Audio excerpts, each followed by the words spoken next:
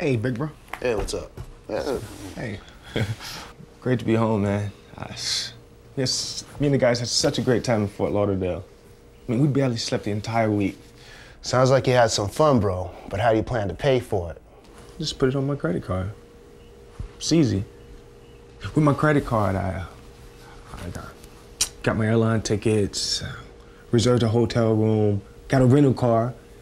We can even call and order pizza. They deliver it right to our hotel room. It's great. But how do you expect to pay it off? I'll get to it. I'll just put a little bit on it each month. How much do you owe them in total? Once my spring break charges are posted, about $3,000. But my monthly payments are only $50.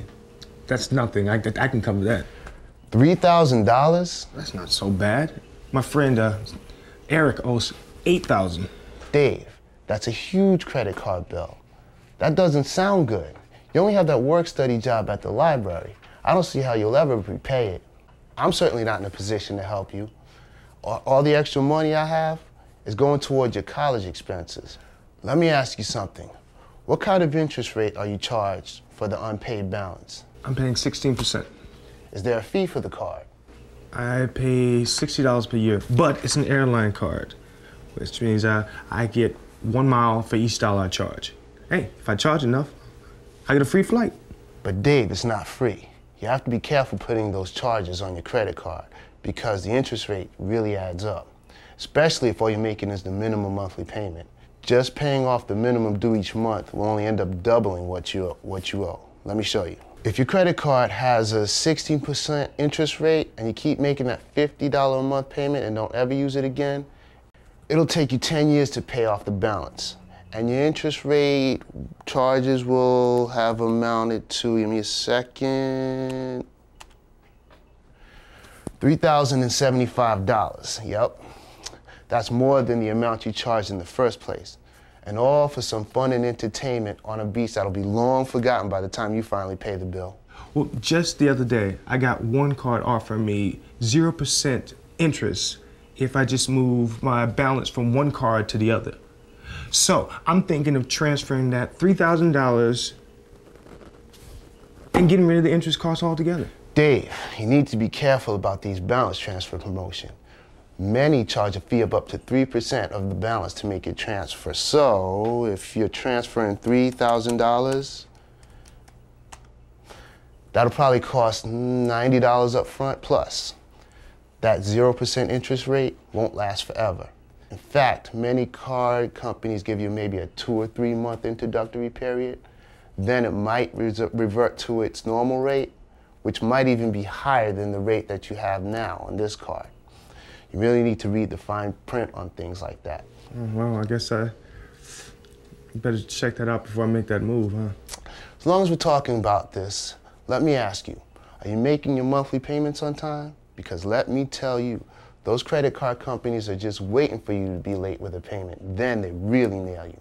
In fact, interest charges are only one of the ways they make money. They make a ton of money on fees.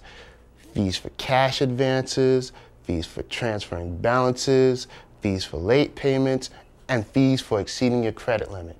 Remember when my wife talked me into buying that new living room furniture? Yeah, I didn't think she would ever convince you to get rid of that old ratty chair. Hey, I still miss that chair.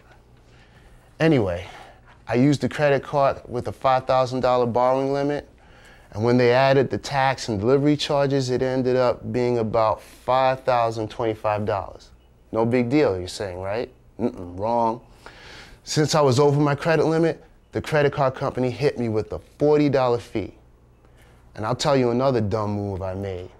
One time when I was younger, I used my card to get a cash advance. I didn't have my debit card for my checking account, so I used my credit card to get $40 in cash. You know what they charged me? They charged me $20 to get $40. Man, what a ripoff. Don't tell Mom this. But our big brother Steve told me one time that a couple of months ago he was late making a payment on the card, and they hit him with a $45 late payment fee. Plus, they increased the interest on that rate to almost 30%. I never realized all the ways that credit card companies figure out to nail you.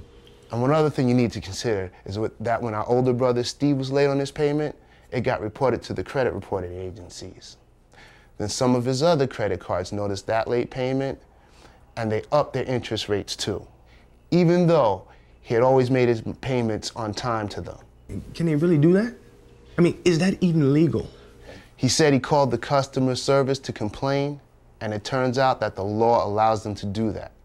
It's called universal default. So as long as we're talking about money, I got a question for you. You know my Civic with about 1 million miles on it, right? Well, I've been having some problems with it recently, and I've been thinking about getting a newer car. I saw a 2001 with only 100,000 miles on it for $5,000. I was thinking maybe you could loan me the money to buy it. What? You've been listening to me? I don't have $5,000 to loan you. All I could do right now is give you help with your college expenses. In hindsight, maybe you should have used that money you spent on vacations for something more important like the new car that you want. Yeah, I know, but I figure, I won't be able to do things like this when I get older or get a job. Right now, I think the part of your plan that you need to focus on is how you'll be able to pay off your credit card balance as quickly as possible.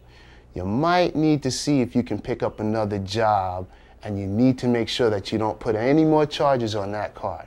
In fact, maybe you want to leave home when you go back to school so you won't be tempted. Wow, that's kind of harsh.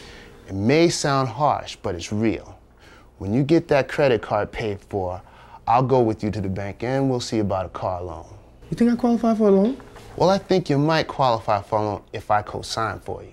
Well, can we do that now? No. You have to understand, Dave, that a car loan is different than a credit card loan.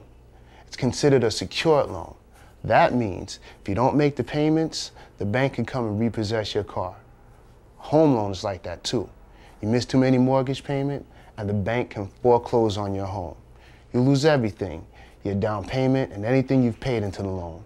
These loans aren't like credit cards because the property you buy with this loan serves as what's called collateral. Oh, so that's why credit cards come with such high interest rates. I'm paying 16% on my credit card, and I saw a car loan for only 8%. Exactly. I just read an article in the paper the other day that shows new car loans average about 7.6% this summer, while the average interest rate on a credit card is about 14.5%. They charge a higher interest rate on credit cards because if someone stops paying, there's nothing they can do to cover the loss. So what would I have to do to get a loan without you as a co-signer? You know, Dave, taking out loans could be a good way to improve the quality of your life and build your assets, but you need to be careful.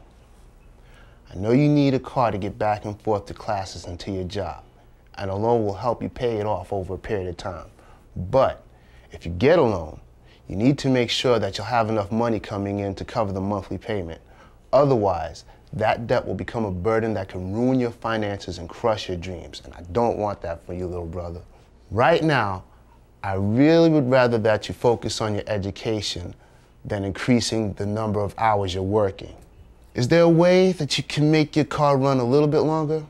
I need to make a choice about how I'm spending my money. Yeah, you do. You know, when I get that degree in business administration, I think I'll get a job at the bank. Maybe in the credit card division.